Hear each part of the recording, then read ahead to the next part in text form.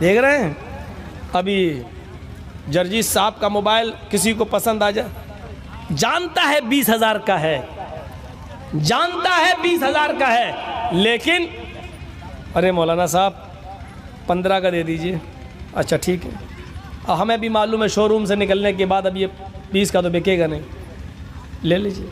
नहीं नहीं नहीं नहीं यार, कुछ दिन चला चुके हो ना, हाँ 15 भी नहीं देंगे, 12 का ले लीजिए।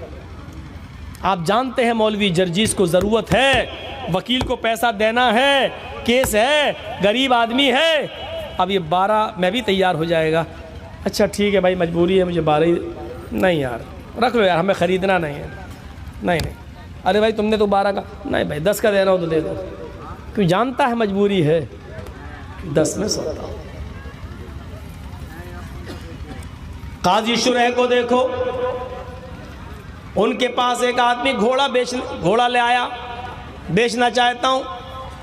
काजी शुरैह ने कहा इसकी कीमत कितनी है, वो मजबूर आदमी था, उसने कहा काजी शुरैह से 400 दिरहम दे दीजिए। काजी शुरैह ने कहा नहीं, तुम्हारा घोड़ा 400 दिरहम का नहीं है। उसने कहा 350 दे दीजिए। कहा नहीं नहीं नहीं, मैं इस पर बैठ के देखूंगा, चला कर देखूंगा। काजी शुरैह जब उस घोड़े पर बैठे और उसको चलाया, थोड़ा सा फट चल रहा है, वापस आए और कहने लगे सुनो, तुम्हारा घोड़ा 400 का भी नहीं है, 500 ग्राम का है, 500 दे दूं? उसने कहा मैंने तो 400 मांगे हैं, अगर आप ज़्यादा देते हैं तो आपकी मेहरबानी है।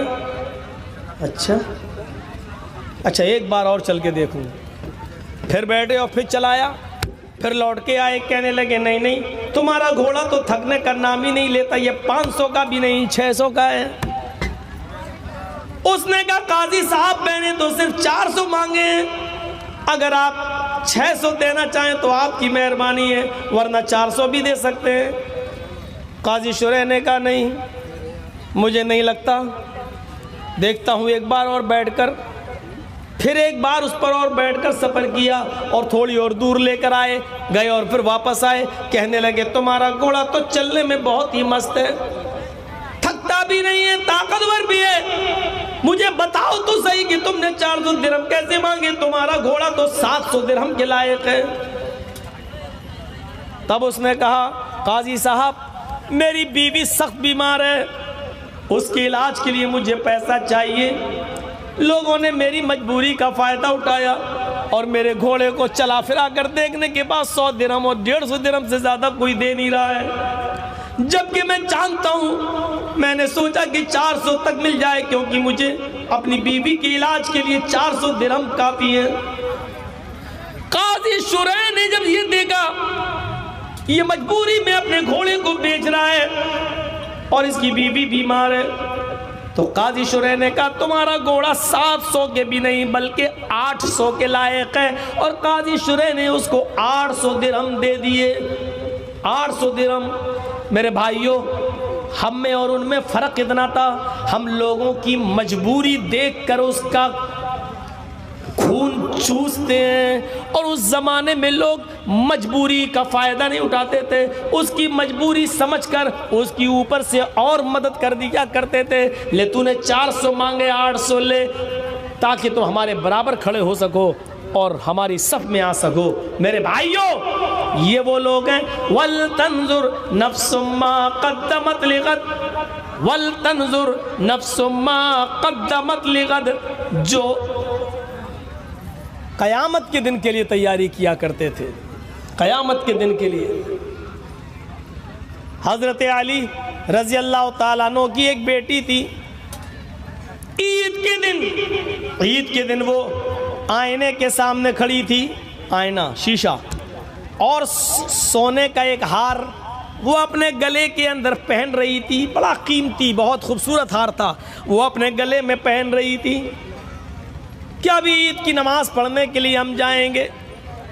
हजरत अली ने अपनी बेटी को सोने का हार पहनते हुए देखा तो अपनी बेटी के पास गए और कहने लगे ओ मेरी बेटी, ओ मेरी लख्ते जिगर, तेरे बाप को इतनी तनख्वाह नहीं मिलती है बैतुल माल से, और ना तेरे बाप के पास इतना पैसा दौलत है, फिर ये सोने का हार तेरे पास कहाँ से आया? सुनिए, ओ मेरी बेटी, ये सोने का हार तेरे पास कहां से आया? कहने लगी अब्बू ये हार मेरा नहीं है। अच्छा अच्छा अच्छा, सहेली ने दिया है? नहीं है अब्बू, बैतुल माल में कहीं से आया था, राजकोष में, बैतुल माल में कहीं से आया था। कल इस हार पर मेरी नज़र पड़ी तो मैंने बैतुल माल के कैशियर से, बैतुल माल के खजांची से मैंने ये हार मांगा, उसने मना कर दिया। मैंने कहा ईद के दिन पहनने के लिए दे दे, तो उसने 3 दिन के लिए मुझे आरियतन दे दिया और कहा कि चौथे दिन की इजाज़त नहीं है, मैं सिर्फ 3 दिन के लिए दे सकता हूँ। 3 दिन के लिए मैं ले आई हूँ। हज़रत अली ने कहा मेरी बेटी तुम जानती हो बैतुल माल क्या है? ये सारे मुसलमानों की अमानत है इस बैतुल माल के अंदर, और सारे ही मुसलमानों से उसकी इजाज़त लेना पड़ती है अगर कोई चीज़ लेना होती है उससे। तो फिर ये क्या बात है, फिर ये क्या बात है कि तुमने हार ले लिया और उसने दे भी दिया। आए मेरी बेटी इस हार को तुम उतारो। काबू क्या आज ईद का दिन है, क्या मुझे ईद के दिन हार पहनने की भी इजाज़त नहीं मिलेगी? कहा मेरी बेटी ये हार न मेरा है न तुम्हारा है, ये बैतुल माल का है, सारे मुसलमानों की अमानत है। फिर मेरी बेटी इस हार को कैसे पहन सकती है? फरमाया अब्बू मेरी सहेलियां जेवर पहन के आएंगी, ज़ेबो ज़ीनत से आरास्ता पैरास्ता होंगी, और आपकी बेटी के गले में कोई हार नहीं, कितनी शर्मिंदगी होगी। हज़रत अली ने कहा बेटी मुझे इस दुनिया में तुम्हारी शर्मिंदगी पसंद है, तुम्हारी शर्मिंदगी इस दुनिया में मुझे महबूब है। क़यामत के दिन की शर्मिंदगी से क़यामत के दिन अल्लाह के सामने मैं क्या जवाब दूंगा? और मेरी बेटी क्या मेले में, क्या ईद के दिन नमाज पढ़ने तुम जा रही हो? क्या सारी लड़कियां हार पहन कर आएंगी? अरे बहुत सी गरीब लड़कियों के पास तो नए कपड़े भी नहीं होंगे। अरे मेरी बेटी तुम उन्हीं गरीब बच्चियों में चली जाना, नमाज के लिए अमीर बच्चियों में मत जाना। हार ले लिया, छीन लिया, गले से उतार दिया, जबकि बिल्कुल ऐसे समझो कि मौलाना जर्जी साहब एक घड़ी दे दीजिए मुझे, थोड़ी कल दे दूंगा, और मैंने दे दी। ऐसी बैतुल माल के मालिक ने, खजांची ने 1 दिन 2 दिन के लिए हार दे दिया, लो पहन लो, 3 दिन के बाद वापस कर देना।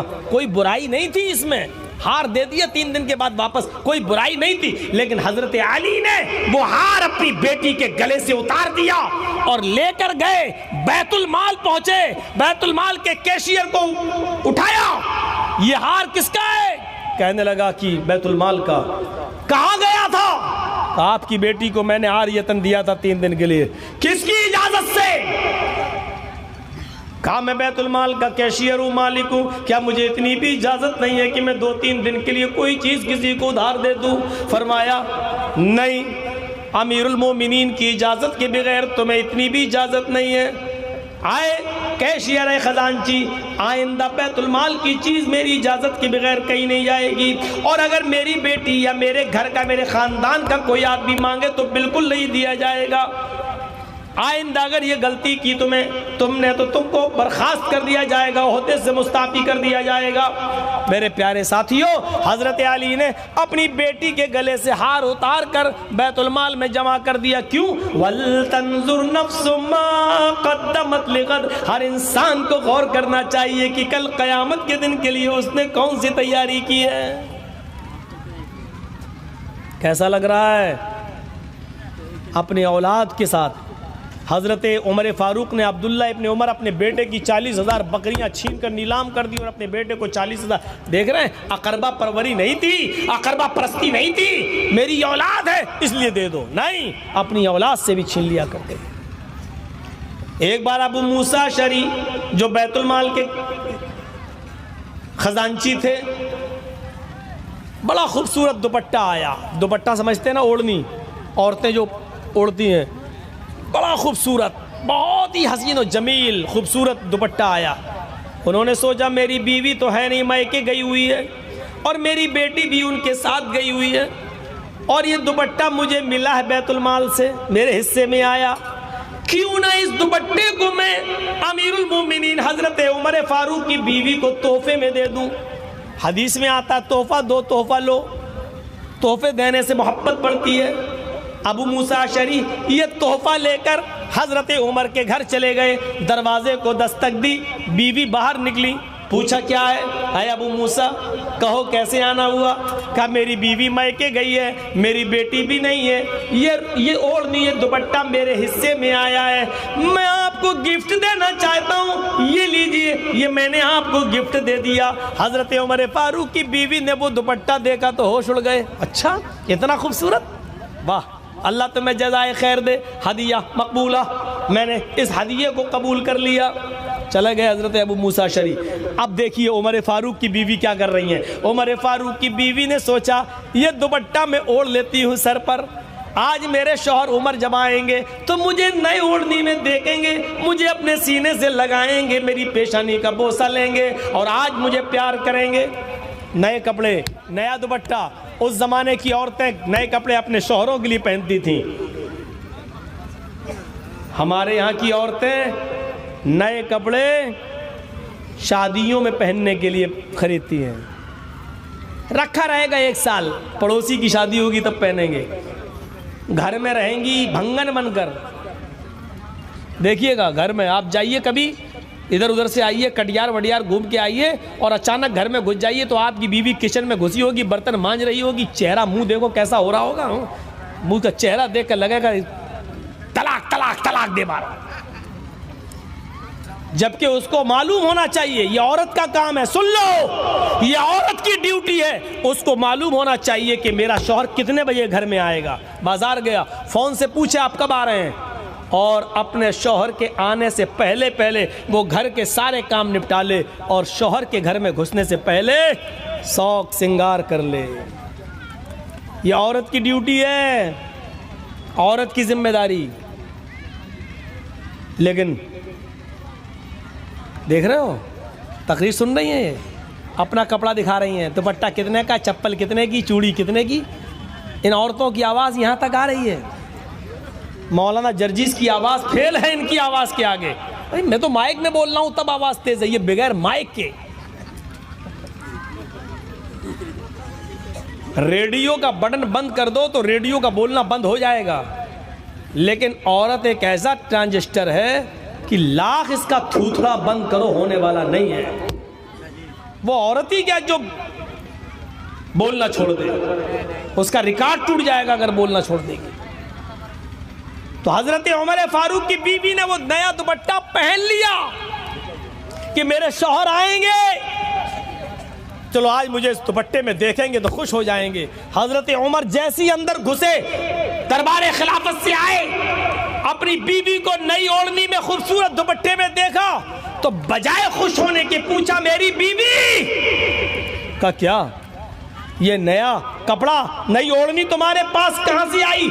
मैंने तो खरीद के दी नहीं और मेरी तनख्वाह भी इतनी नहीं है कि उसमें नई ओढ़नी मैं ला सकूं, घर का गुजर बसर ही मुश्किल से चलता, तुम्हारे पास ये नई ओढ़नी कहां से आई?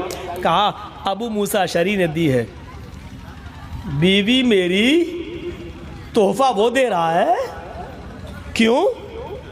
कहा वो कह रहे हैं मेरी बीवी मैके गई है और बेटी भी नहीं है, इसलिए उन्होंने लाया और हमें तोहफे में दे दी। अपनी बीवी के सर से इतनी तेज ओढ़नी उतारी कि ओढ़नी के साथ साथ उनके बाल भी आ गए। वो चीखने लगी अमीरुल मोमिनीन, आए उमर मेरे बाल तो छोड़ो। हजरत उमर ने फिर बाल छोड़े और उसके बाद में वो ओढ़नी उठाई और उसको लपेट दिया, गुड़ी मुड़ी कर दिया, गुड़मुड़ उसको लपेटा। अमीरुल मोमिनीन की बीवी का बयान है, उसकी गठरी बना दी, मोड़ दिया और उस ओढ़नी को इतनी तेज उन्होंने मेरे मुंह पे दे मारा कि उसके वजन से, उस ओढ़नी के लगने से मेरे सर में 3 दिन तक दर्द रहा। और फिर कहा आए मेरी बीवी, मेरी इजाजत के बगैर तुम किसी से तोहफा लेने की हकदार नहीं हो। और फिर ये ओढ़नी उठाई और उसको गुड़ी मुड़ी किया, गुड़मुड़ किया, और सीधे दरबार खिलाफत में लेकर पहुंच गए और इतनी जोर से अबू मूसा अशअरी के मुंह पे दे मारा कि अबू मूसा अशअरी कहते हैं मेरा पूरा सर हिल गया और कहने लगे, हाय अबू मूसा, ये तेरी हिम्मत कैसे हुई कि तू मेरी बीवी को कोई चीज तोहफे में दे। अबू मूसा कहते हैं, अमीरुल मोमिनीन आप गलत कह रहे हैं, अल्लाह के नबी ने फरमाया तोहफा दिया करो, एक दूसरे को तोहफा देने से मोहब्बत बढ़ती है। मैंने तो ये सोच कर दे दिया कि मेरी बीवी नहीं है, मेरी बेटी भी अपनी नानी नाना के घर गई है, ओढ़ने और पहनने वाला कोई नहीं, इसलिए मैंने ये ओढ़नी आपकी बीवी को दे दी। जनाना सामान था, लेडीज सामान था, इसलिए मैंने आपकी बीवी को इसका ज्यादा मुस्तहक समझा। फरमाया तोहफा देना गलत नहीं है, लेकिन आए अबू मूसा, तुम बैतुल माल के खजांची हो, तुम एक ओहदे पर हो, और जब कोई किसी ओहदे पर हो और फिर वो किसी अमीर की, अमीरुल मोमिनीन की, अपने से बड़ी पोस्ट वाले की बीवी को कोई तोहफा दे, तो इसका मतलब ये होता है कि वो अमीरुल मोमिनीन की नज़र में अच्छा बनना चाहता है, वो उसकी नज़र में मुबारक बनना चाहता है, वो उसके दिल में अपनी जगह बनाना चाहता है, ताकि हमसे कोई गलती हो तो फिर ये मुझे नजरअंदाज कर दे। हाय अबू मूसा, मेरी बीवी को तोहफा देकर मेरे दिल में जगह बनाने की कोशिश मत करना। अल्लाह की कसम, अगर तुम भी गलती करोगे तो उमर तुम्हें डबल सजा देगा, अगर तुम गलती करोगे तो उमर तुम्हें दुगनी सजा देगा। जानते हो लोग, मौलाना जर्जी साहब नीतीश के फेवर में बोल दें तो नीतीश तो हमें एमएलसी बना देगा, और ये बिकाऊ मौलवी बहुत हैं, आपके बिहार में भी बहुत मिलेंगे। अब नाम ना लो, आपने देखा होगा प्रचार करते करते नीतीश गवर्नमेंट ने उनको एमएलसी भी बना दिया, आज वो बने बैठे हैं, जा रहे हैं। समीर फरोश मौलवी हैं ये, बिकाऊ मौलवी। अब देखिए, नाम हमसे मत निकलवाइए, हम इन 2-2 कौड़ियों के और 2-2 रुपए में बिकने वाले मौलवियों को नाम लेकर इनकी अहमियत नहीं बढ़ाना चाहते हैं। मेरी नज़र में इनकी औकात, काबे के रब की कसम, मौलवी जर्जीस के पैर का जूता ऐसे मौलवियों से बेहतर है। 2 कौड़ी के मौलवी समझते हैं जो अपने ज़मीर को बेचें, अपने दिल का सौदा करें।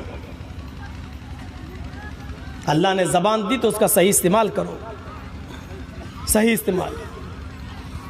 और आजकल की सियासत कैसी है, आप क्या समझते हो? मौलाना जर्जीस यहाँ बैठे, मेरे पास ऑफ़र नहीं आया। कौन सी पार्टी ऐसी है कि जिसने मौलाना जर्जीस को राज्यसभा का मेंबर बनाने का ऑफ़र नहीं दिया? कोई एक पार्टी बताओ, कौन सी? समाजवादी पार्टी ने दिया, मायावती ने दिया, राहुल ने दिया, और तो और आज की मौजूदा दौर की उठी हुई सूरज, चढ़ते हुए सूरज वाली पार्टी जिसको बीजेपी कहते, इसकी तरफ से भी ऑफर आया। लेकिन अभी इस ज़मीन के ऊपर और आसमान के नीचे किसी माँ ने वो बेटा पैदा नहीं किया जो मौलवी जर्जीस के ज़मीर का सौदा कर सके।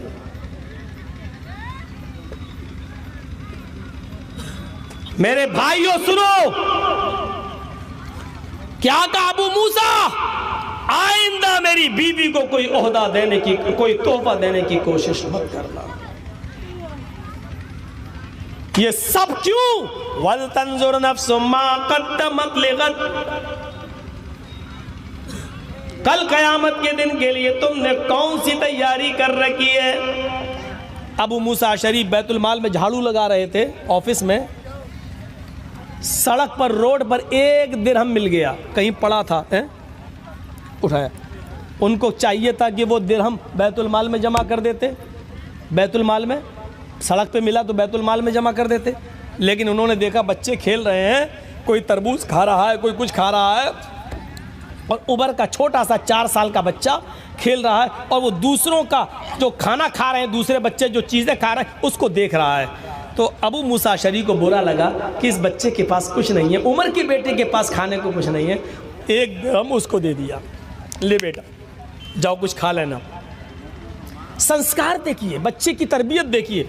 बच्चे ने 1 रुपए का खाया कुछ नहीं, 1 दिरहम का खाया कुछ नहीं। वो बच्चा 1 दिरहम अपनी मुट्ठी में बंद करके ले गया सीधे अपने घर और ऐसे खड़ा हो गया। हजरत उमर ने देखा है कहाँ से आ रहा है, हाथ एक बंधा है मुट्ठी और दूसरा हाथ खुला है। देखिए बाप की नज़र भी इतनी तेज़ होना चाहिए। आज तो कमरा अलग कर दिया। अच्छा घर में कमरा अलग हो भाई, ये मियाँ बीवी का, अम्मा अब्बा का कमरा है, ये भाई का कमरा है, बेटे का कमरा है, तो एक ही घर में कमरे हैं ना, एक ही घर में। अब लड़का अपना कमरा अंदर से बंद कर रहा है, इसका क्या माना है? मेन गेट में ताला लगा है, घर में 4 कमरे हैं, एक कमरे में माँ बाप लेटे हैं, दूसरे कमरे में एक बेटा सोया हुआ है, दूसरा बेटा अपने कमरे का भी कमरा बंद कर रहा है अंदर से। उसको मालूम है कि मैं अकेले लेटा हूं, अगर मेरे कमरे में कोई आएगा तो या तो मेरी बहन आएगी या मेरा बाप या मेरी मां, लेकिन फिर भी उस कमरे को बंद कर रहा है। ये चीज समझना पड़ेगी घर के बड़े को, उसके बाप को और उसकी मां को कि मेरा बेटा कमरा बंद करके क्यों सोता है, इसकी वजह क्या है। और जिस दिन बाप ने अपने बेटे के इस मिजाज को पढ़ लिया और समझ लिया, वो अच्छा बाप बन जाएगा। अब लड़के चौंक रहे होंगे, ये तो कमीना मौलवी, ये हमें तो जियो का भी इस्तेमाल नहीं करने देगा, अब तो 1.5 GB भी ख़त्म नहीं करने देगा। हमें मालूम है तुम्हारी 1.5 GB कहाँ जाती है। बेटा तुम जिस स्कूल में पढ़ते हो मौलवी जर्जीस उस स्कूल का हेड मास्टर रह चुका है, हमको पढ़ाने की कोशिश मत करो। तुम अपने माँ बाप को धोखा मत दो और ये साबित करने की कोशिश मत करो कि घर में ऐसे ही सोते हैं, पता नहीं कोई आए देख ले लुंगी उठी हुई। ये सब बेवकूफ़ी की बातें हमें मत बनाओ, हमें अच्छी तरीके से मालूम है।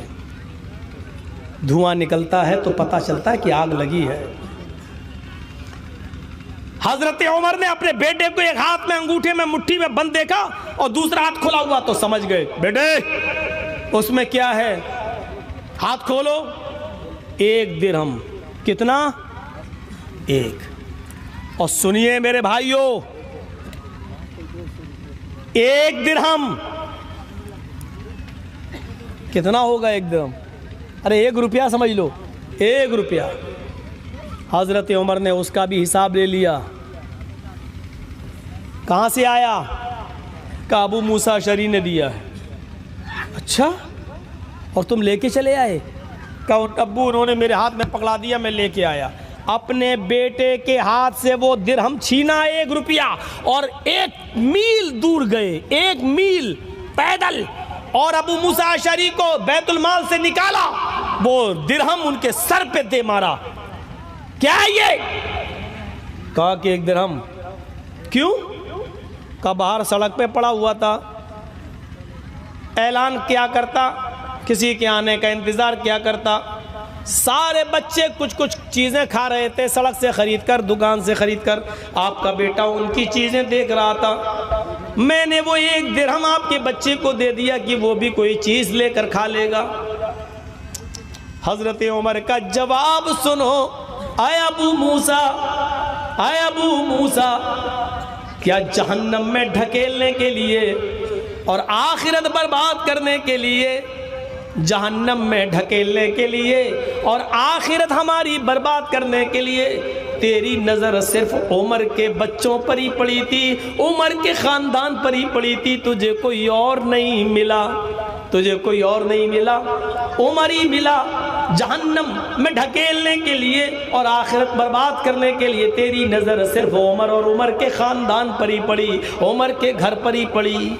अपने बच्चे को दे देता, मेरे बच्चे को क्यों दिया? वो 1 दिरहम भी बैतुल माल में वापस कर दिया, 1 रुपया भी बैतुल माल में वापस कर दिया। मेरे भाइयों, ये उमर है, 1 दिरहम भी नहीं। और फिर भी कह रहे हैं अगर हिसाब व किताब हो क़यामत के दिन, आए अल्लाह, अगर मुझे बराबर बराबर भी छोड़ दिया जाए, यानी मेरी नेकियां और मेरे गुनाह दोनों बराबर हो, न मुझे जन्नत दी जाए न मुझे जहन्नम, तब भी मैं खुश हूँ, तब भी मैं राजी हूँ। ऐसी शख्सियत ये कह रही है कि आय अल्लाह मुझे बराबर बराबर छोड़ दिया जाए, यानी न मुझे जन्नत में भेजा जाए न मुझे जहन्नम में डाला जाए, तब भी मैं राजी हूँ। मेरे भाइयों सोचो, जब उमर जिसने एक दिरहम भी अपने बेटे को खाने न दिया हो और वो दिरहम भी बैतुल माल में वापस कर दिया हो, ऐसा शख्स ये कहे कि आय अल्लाह मुझे बराबर बराबर छोड़ दे, मेरे लिए बेहतर होगा। हम और आप सोचें कि हम कहाँ किस तरफ जा रहे हैं, किस तरफ। रात में जब 2 बजे टाइम दोगे तो सुनने वालों की यही कंडीशन होगी। हमसे तो ज़्यादा सुनने वाले 9 बजे थे और 10 बजे थे, उन मौलवियों को सुनने वाले, ये मौलवी जर्जीस को सुनने वाले हैं ये। और आप कहते हो कि